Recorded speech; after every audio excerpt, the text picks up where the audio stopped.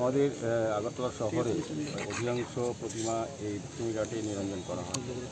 তো বিগত 2 বছর ধরে আমরা খুব আধুনিকভাবে সুন্দরভাবে, আমি বলব উত্তর পূর্বাঞ্চলের সবচেয়ে ভালো নিরঞ্জন ঘাট এটা তৈরি হয়েছে। এইবার গত 2 বছরের থেকেও ছাড়িয়ে যাবে সমস্ত ব্যবস্থাপনার দিক থেকে।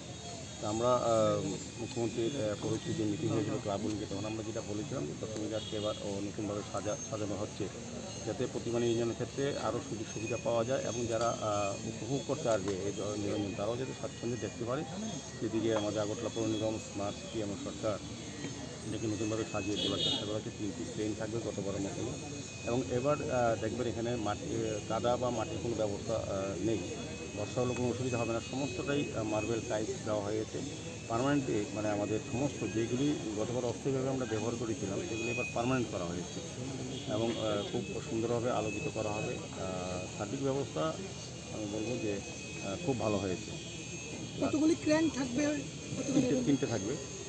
তা আমাদের যে সিস্টেম গতবার ছিল, এখানে আমরা সমস্ত পুজো কমিটির কাছেও আমাদের পুজোর মিটিংয়ে আবেদন রেখেছি। তারা গত 2 বছর মান্যতা দিয়েছে, এবারও দেবে।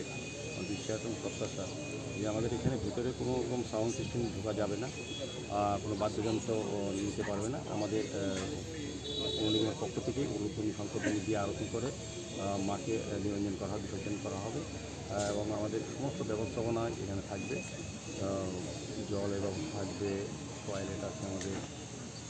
সার্বিকভাবে একটা নিরঞ্জন ঘাটকে আধুনিক করার জন্য যা যা ব্যবস্থা সেটা আমরা আগরতলা পৌর নিগম থেকে করা হয়।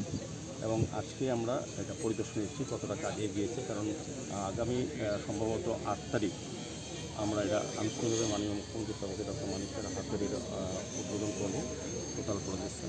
তো আমাদের সঙ্গে আমাদের এনএসি মেম্বারদের সঙ্গে ঘুরে আজকে আমাদের এখানে কর্পোরেটর নীতিগ্রহ দেয় মহোদয়া, আমাদের জাহ্নবী চৌধুরী কর্পোরেটর আছেন, আমাদের কমিশনার সেলিম যাদবী সহ সমস্ত আধিকারিক এবং যারা কোম্পানির লোক হয়েছে।